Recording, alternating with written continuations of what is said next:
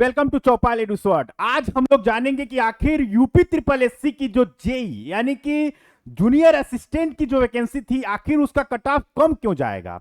आखिर वो क्यों बीपीएससी टीआरई का भूमिका इसमें आ रहा है, क्यों यूपी पुलिस की भूमिका आ रही है, आखिर ऐसा क्यों मामला हो रहा है कि इसका कट ऑफ कम जाएगा, और जाएगा भी कम तो क्यों जाएगा। क्या इसमें भूमिका निभाएगा बीपीएससी यानी कि बिहार शिक्षक भर्ती, क्या इसमें भूमिका निभाएगा आपका यूपी पुलिस या ऑपरेटर, यानी कि इन सभी चीजों की जो भी वैकेंसियां है इससे पहली हुई है, इन सभी का मामला क्या इस वैकेंसी पे पड़ने वाला है, आइए इस वीडियो में हम लोग जानते हैं। तो सबसे पहले हम लोग इस वीडियो में ये जानेंगे कि यूपी ट्रिपल एससी यानी कि कनिष्ठ सहायक भर्ती की जो 2023 में आई थी उसका विश्लेषण करेंगे, अंतिम कट ऑफ विश्लेषण करेंगे। क्यों? क्योंकि फाइनल जो कट ऑफ जाने वाली है, जो संभावनाएं बन रही हैं, वो किस पे जाके टिकनी है, इसके बारे में हम लोग जानेंगे। इसी के साथ साथ हम लोग उन सभी वायरल अनुमानित कट ऑफ के बारे में भी जानेंगे, तथा इसी वीडियो में हम लोग ये भी जानेंगे कि आखिर फाइनल जो चयन हो चुके हैं,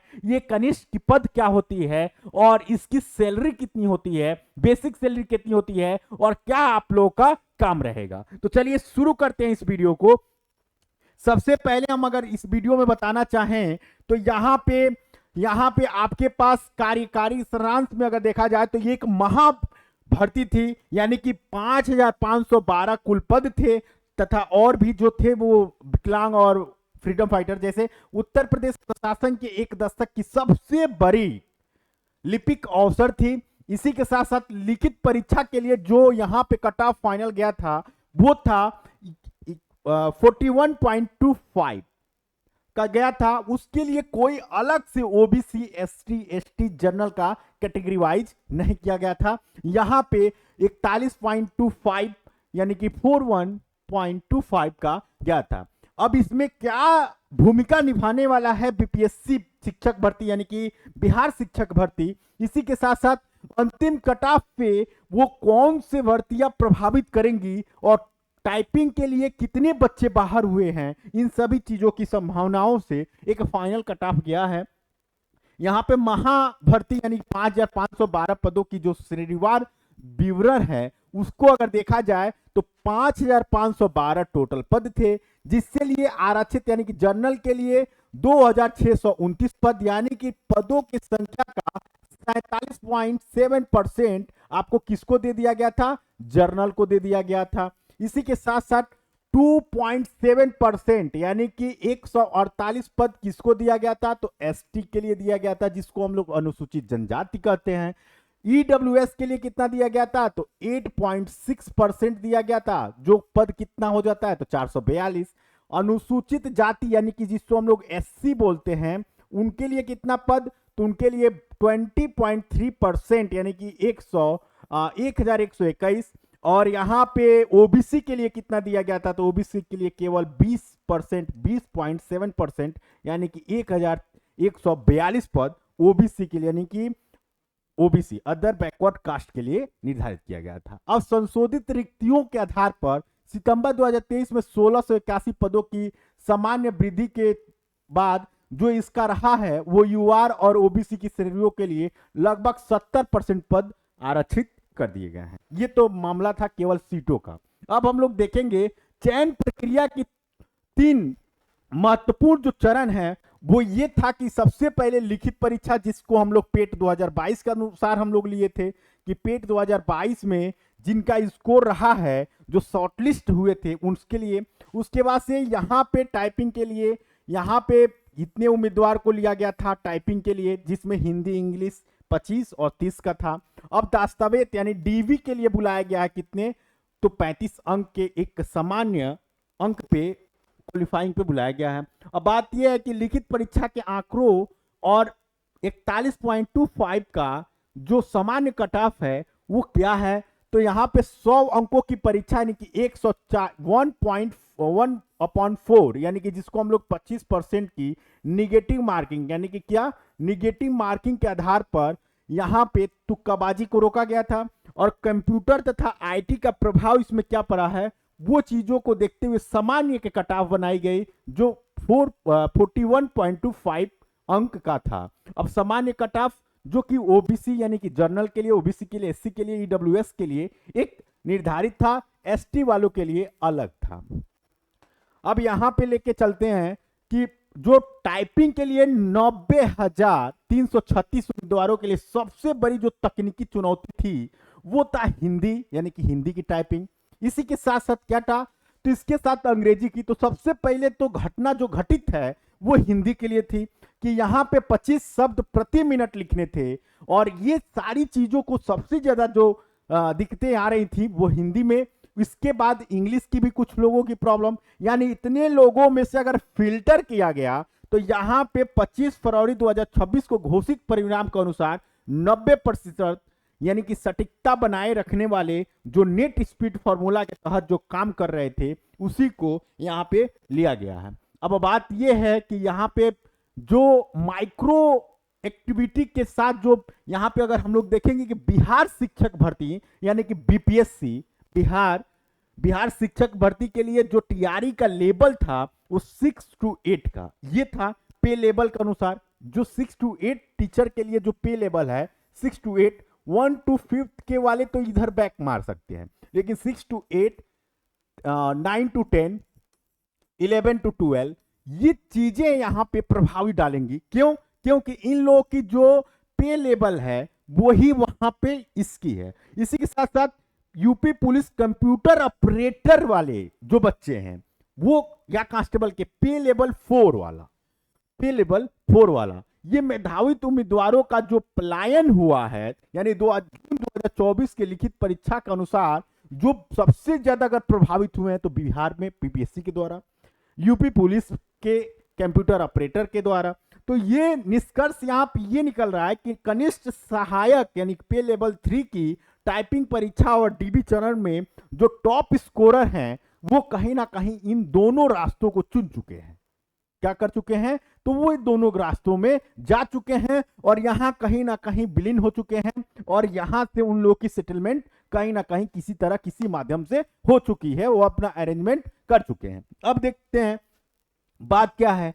तो बात इसमें है कि बिहार शिक्षक भर्ती यानी कि बीपीएससी टीआरई का जो प्रभाव इसमें पड़ा है, तो यूपी कनिष्ठ सहायक का जो पे लेवल है वो 3 है, और यहां पे बीपीएससी शिक्षक के जो पे लेवल है वो 6, 7, 8 है।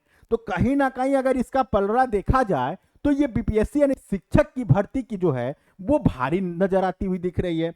ये भारी भरकम है, इसका जो थैला है पैसे वाला वो भारी भरकम है, इसका जो थैला है पैसे वाला वो छोटा है। ये हल्लुक हो जा रहा है, यानी कि कम वेट का हो जा रहा है, ये ज्यादा वेट का हो जा रहा है। तो प्रभाव जाहिर सी बात है सैलरी की तुलना में अगर देखा जाए तो यहां पे बीपीएससी शिक्षकों के जो पे लेवल हैं वो कहीं ना कहीं कनिष्ठ से अधिक हैं, और यहां पे बीपीएससी टीआरई 3 की जो देखा जाए तो यहां पे उच्चतम माध्यमिक जैसे 11-12वीं के लिए 12,000 प्लस से अधिक उम्मीदवार सफल घोषित किए गए हैं। कौन से घोषित किए गए हैं? जो यहां पे इस वाले फॉर्म में फिलअप हुए हैं। ये एक अनुमानित है, यहां पे प्रभाव डालने की बात तो है। अब यहां यूपी पुलिस का क्या महाभर्ती का जो सीधा असर इस पे पड़ने वाला है, यूपी पुलिस कांस्टेबल की देखा जाए तो पदों की संख्या थी 60,244।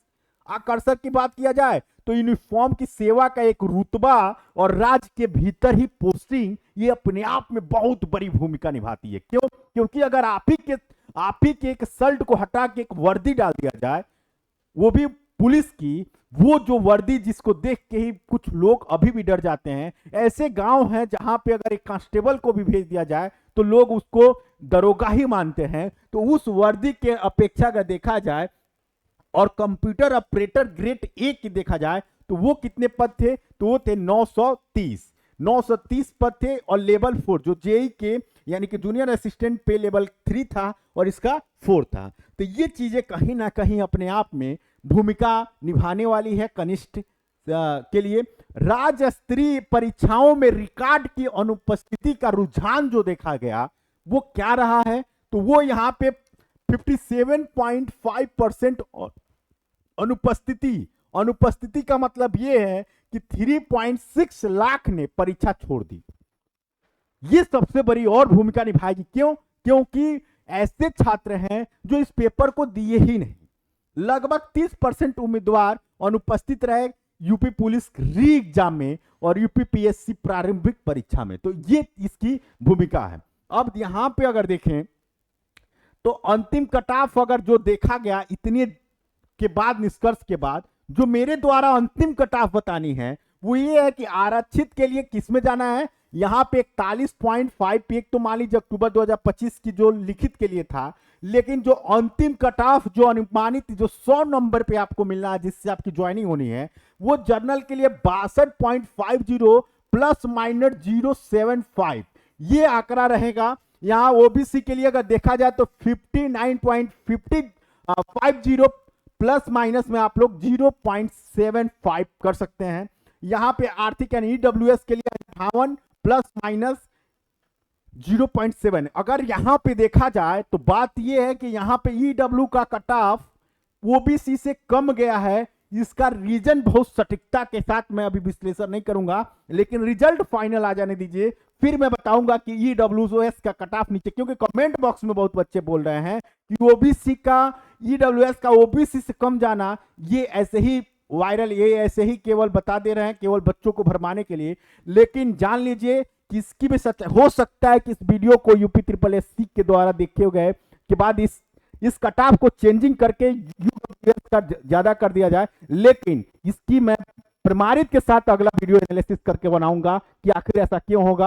इसको देखने के लिए आप लोग फिर इस चैनल पे बने रहिए। यहां पे अनुसूचित जाति यानी एसटी के लिए देखा जाए तो 50 इसकी एवरेज मैं रखा हूं कि 50 तक जाने की इसकी संभावनाएं हैं। स्पष्टता के साथ बच्चों से ज्यादा बात इस कैटेगरी से नहीं होना पाने के कारण यहां पे ये निर्णय लिया जा रहा है। यहां देखिए अगर बात करें तो यहां पे इसलिए मैं कट ऑफ बता रहा हूं कि जो 5512 विशाल रिक्तियों के साथ बीपीएससी पुलिस भर्तियों के टॉपर्स जो हैं वो इस अंक से कहीं ना कहीं परे निकल चुके हैं। वो ज्वाइनिंग करके कहीं ना कहीं अस्थिर अपने मन और अपने दिल दिमाग को स्थिरता लाके और अपनी जॉब को स्टार्ट कर दिए हैं। महिलाओं के लिए बात किया जाए, क्योंकि कई महिलाएं यहाँ कमेंट करके मेरे से स्पेशल पूछी हुई हैं, उस कमेंट मॉडर्न इससे पहले मेरा एक वीडियो पड़ा था, तो उन लोगों के लिए ये महिलाओं के लिए स्पेशल बताइए कि आप महिला आरक्षण के लिए अगर बात किया जाए तो 20% कोटा है आप लोगों का।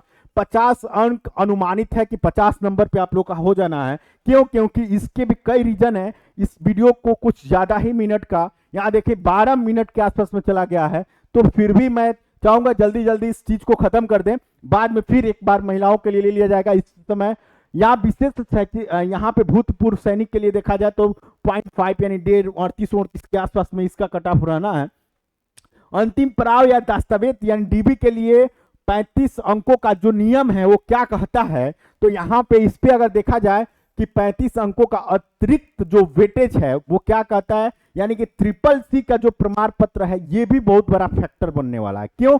क्योंकि कुछ छात्र ऐसे भी हैं जो ट्रिपल सी न होने के कारण फॉर्म फिलअप कर दिए थे और एप्लीकेशन पे थे और रिजल्ट बाद में आया, यानी कि फॉर्म ट्रिपल सी का भर चुके थे, फिलअप कर चुके थे या उस समय पहले, लेकिन फॉर्म फिलअप था, उसके बाद कुछ बच्चे एग्जाम से पहले ट्रिपल सी पास कर चुके हैं, कुछ लोग एग्जाम से पहले फॉर्म फिलअप किए थे फॉर्म आने से पहले। तो ये बाबू तो यहाँ पे 3 अक्टूबर 2023 से पूर्व का होना चाहिए, स्पष्ट क्लियर है। तो डेट उस पर ट्रिपल सी पे मेंशन होता है और 3 अक्टूबर 2023 से पहले का होना चाहिए। इसके बाद का है तो आप डीबी को स्किप करें, वहीं पे आप छट जाएंगे। चलिए आगे बात करें।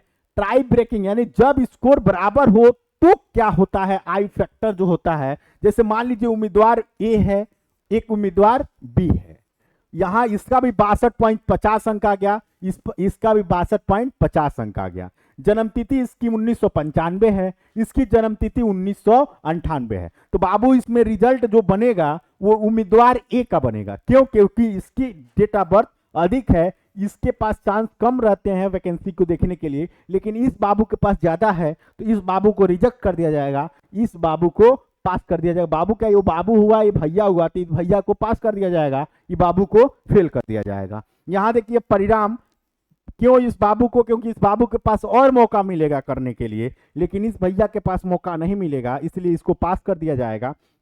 और यहां देखा जाए अनुसार तो सामान्य आयु के लोगों को बड़े अंक में रखा जाता है। निष्कर्ष यानी कि मध्य स्कोरर्स की अगर बात किया जाए तो यह भर्ती चक्र जो उत्तर प्रदेश के श्रम बाजार में एक पीढ़ीगत अवसर है, यानी कि वन चांस जनरेशन विंडो, जो 5,512 विशाल पदों की संख्या में एक बहुत बड़ी भूमिका निभाता है।